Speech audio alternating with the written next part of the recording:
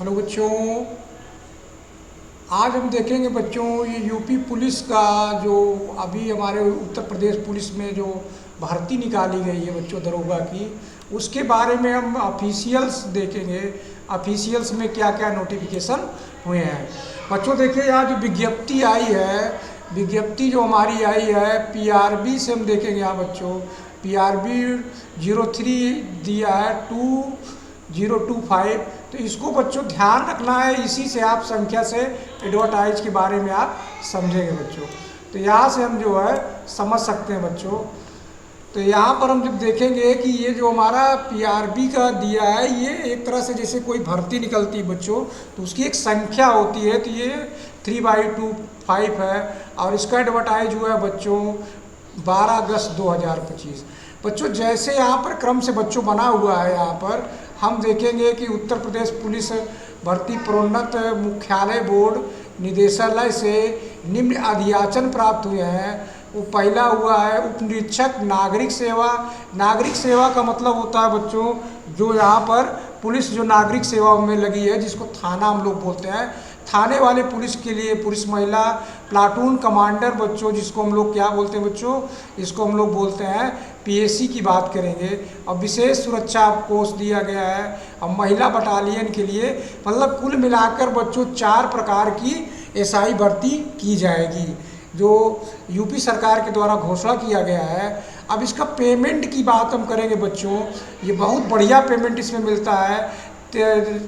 9300 से 34,800 grade pay, और grade pay 42 है। ये बच्चों एक ऑफिसर्स के बराबर ग्रेड पे है, अर्थात हम कहें कि ये एक सुपरवाइजर के बराबर है। इसको हम क्या कह सकते हैं बच्चों कि एक सुपरवाइजर के बराबर पेमेंट मिलती है। और यह भर्ती जो आमंत्रित किया गया है उसकी संख्या श्रेणीवार हम देखेंगे बच्चों। श्रेणीवार संख्या जैसे लिखा गया है। अनरक्षित में कितना है बच्चों, अनरक्षित में दिया है 1705 है। ईडब्ल्यूएस में 422 है। ये सब श्रेणीवार में दिया है। इसको बच्चों आप पढ़ लेना, इसमें विशेष कुछ नहीं है, केवल आप संख्या सबका पढ़ लेना, बाकी कुछ नहीं। जो इम्पॉर्टेंट बात है उसकी हम आज बात करेंगे बच्चों। मेन इम्पॉर्टेंट बात इसमें यह है बच्चों कि आवेदन की ऑनलाइन की जो तिथि जो प्रारंभ हुई थी 12/8/25 से प्रारंभ होके 11/9/2025 तक रहेगी। तो बच्चों इसको जल्दी से आप फॉर्म फिलअप कर दीजिए, जिससे लास्ट डेट का इंतज़ार मत करिए, क्योंकि कभी कभी होता है कि सर्वर की प्रॉब्लम होती है तो हमारा फॉर्म फिलअप नहीं हो पाता। इसलिए सही टाइम पर फिलअप कर दीजिए। और शुल्क का भी वही डेट है, और जमा किए गए शुल्क का समायोजन का भी डेट बनाया है। तो ये 12 से यहाँ स्टार्ट कर दिया बच्चों, और 2 दिन तक ये शुल्क समायोजन की तिथि को रखा है बच्चों। अब इसमें जो अभ्यर्थी आवेदन करने से पूर्व इसमें जैसे सारे एग्ज़ाम में यूपीएससी करता है, उसी तरह जितने भी एग्ज़ाम हो रहे हैं 1 टाइम रजिस्ट्रेशन सब में मांगने लगा बच्चों। क्या मांग रहा है बच्चों, 1 टाइम रजिस्ट्रेशन मांग रहा है। तो इस 1 टाइम रजिस्ट्रेशन जब हम कर लेंगे तभी हम फॉर्म फिलअप कर पाएंगे बच्चों। इस तरह हम इसको समझेंगे।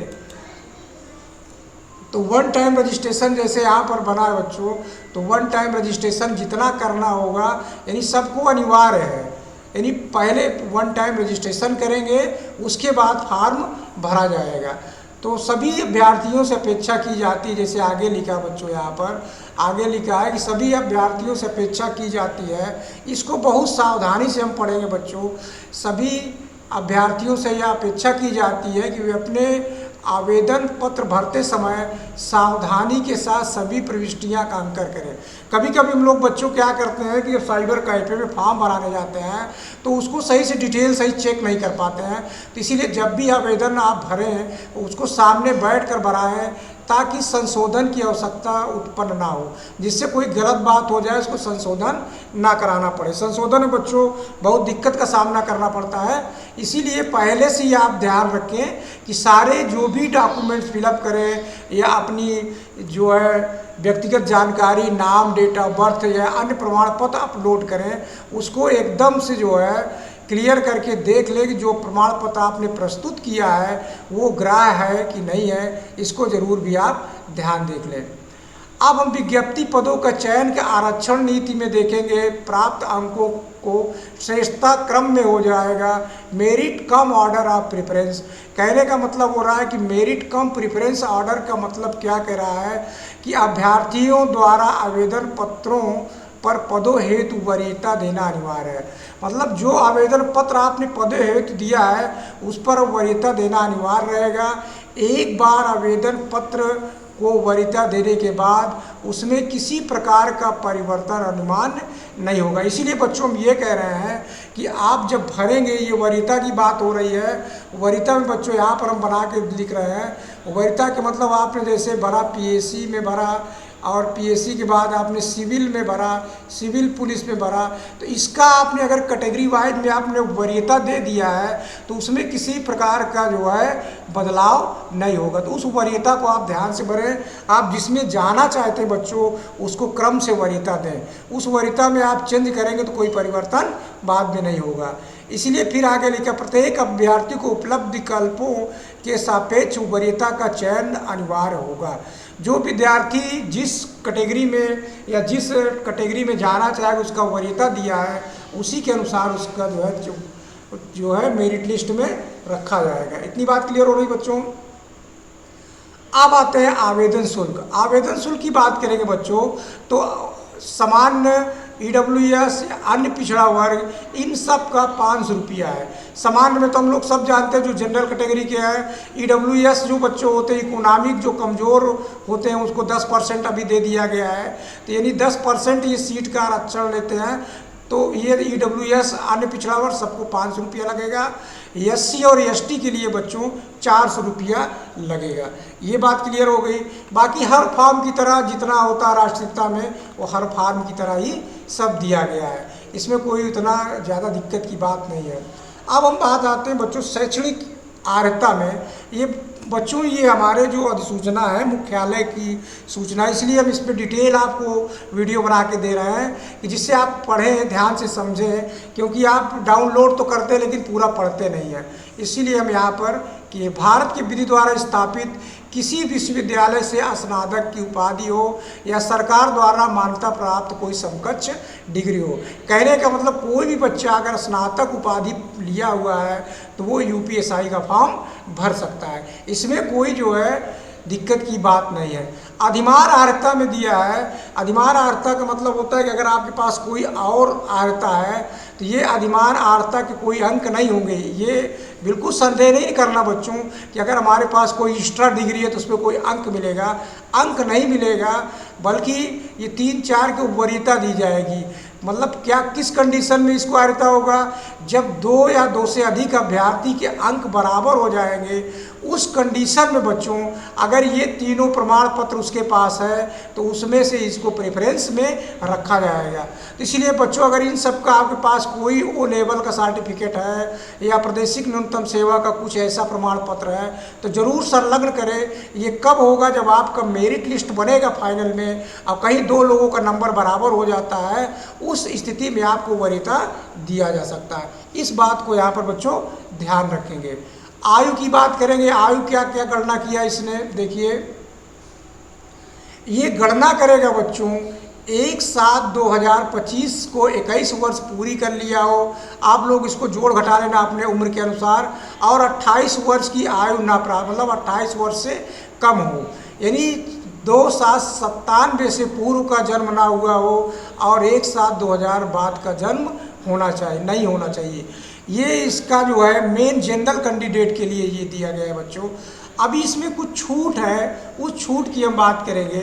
छूट में देखिए यहाँ पर बच्चों, जैसे यहाँ पर लिखा अनुसूचित जाति के अभ्यर्थियों की अधिकतम छूट 5 वर्ष। जो SC कैंडिडेट है उनकी छूट कितना है बच्चों? 5 वर्ष है।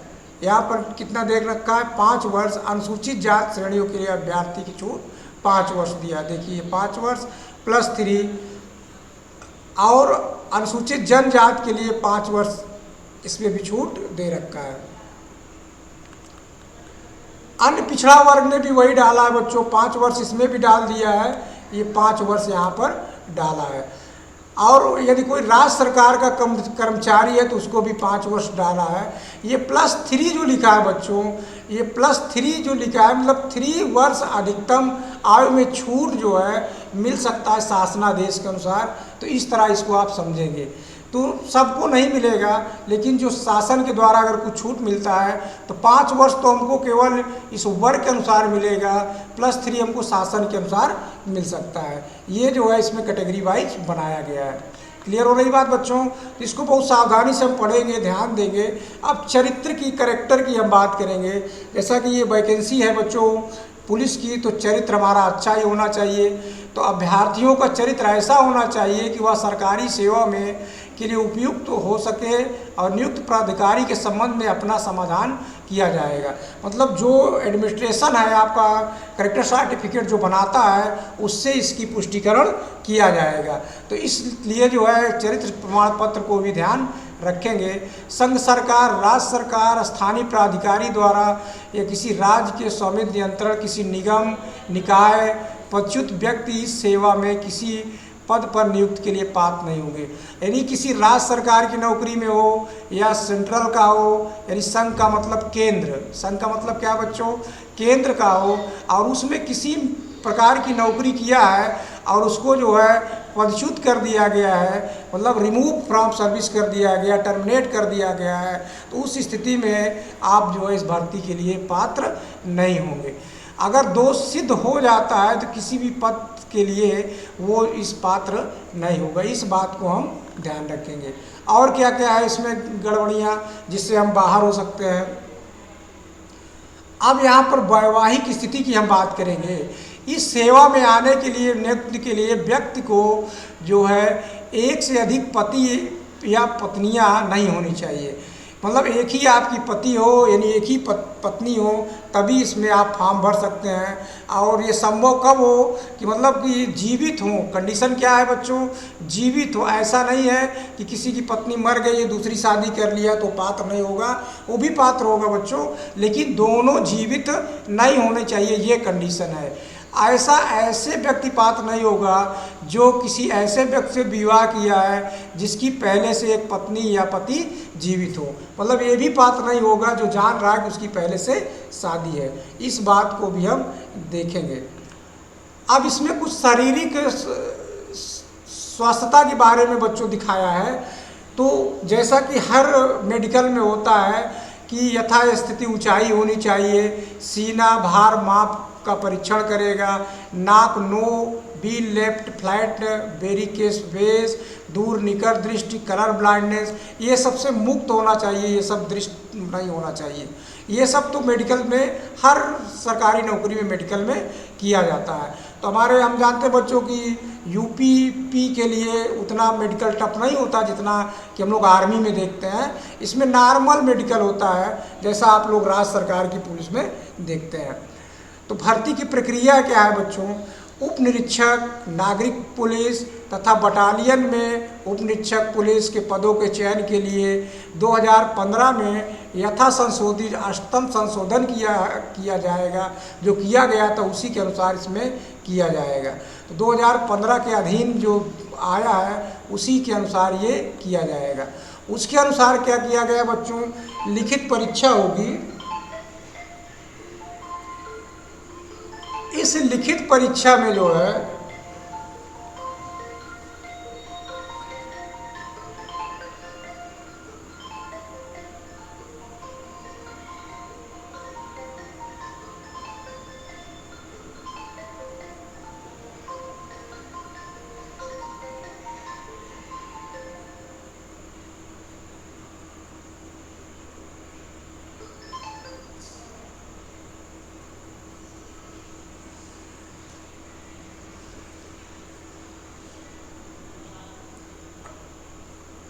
हम बच्चों कहाँ देख रहे थे कि उत्तर प्रदेश के निरीक्षक उप निरीक्षक नियमावली 2015 में जो संशोधन करके आया बच्चों, ये प्रथम संशोधन यथा संशोधित हुआ है। उसमें अब क्या हो गया कि ऐसे अभ्यर्थी जिनके आवेदन सही पाए जाएंगे उनसे 400 अंकों की लिखित परीक्षा में सम्मिलित होने की अपेक्षा की जाएगी। इस जो परीक्षा होगी बच्चों वो निम्नलिखित विषयों का एक वस्तुनिष्ठ प्रश्न पत्र होगा।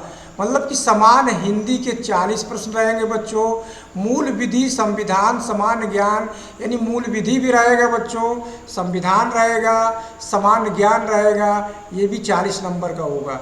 तो कहने का मतलब इसमें जो है कॉन्स्टिट्यूशन भी रहेगा और मूल विधि भी रहेगा, जिसमें हम लोग पढ़ेंगे दंड संहिता के बारे में, वही सब इसमें रहेगा। अब ये 100 नंबर के ये हो जाएगा, 100 नंबर के ये हो जाएगा बच्चों। अब जो हमारा है ये संख्यात्मक, इसमें संख्यात्मक को हम समझे बच्चों, इसमें मैथ रहेगा और प्लस जो है मानसिक योग्यता वाले रहेंगे। 40 नंबर के ये हो जाएंगे बच्चों। इसके बाद फिर मानसिक अभिरुचि परीक्षा, बुद्धिलब्धि में तार्किक परीक्षा, जिसको हम लोग रीजनिंग देखते हैं, ये हमारा रीजनिंग का 40 रहेगा। तो हम रीजनिंग भी 40 देखेंगे। तो 40 के ये 400।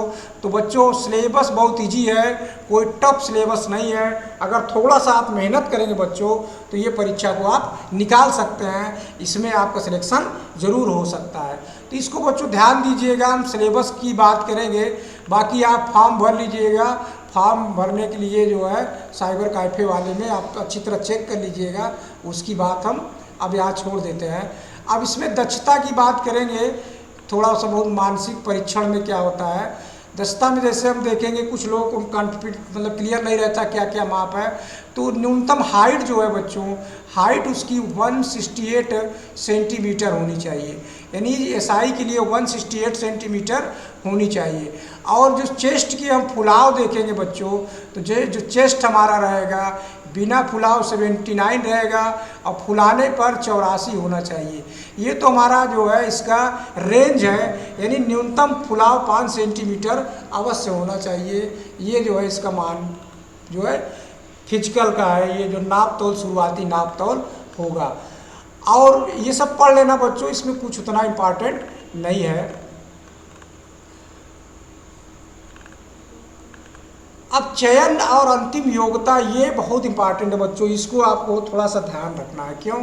क्योंकि इसमें कह रहा है कि शारीरिक दक्षता में सफल पाए गए अभ्यर्थियों में से बोर्ड लिखित परीक्षा में प्राप्त अंकों के आधार पर आरक्षण नीति के दृष्टिगत बोर्ड रिक्तियों के सापेक्ष प्रत्येक अभ्यर्थी के श्रेष्ठता क्रम के अनुसार उनका चयन सूची तैयार करेगा, उसे संस्तुति सहित चिकित्सा बोर्ड और चरित्र सत्यापन विभागाध्यक्ष को प्रेषित करेगा।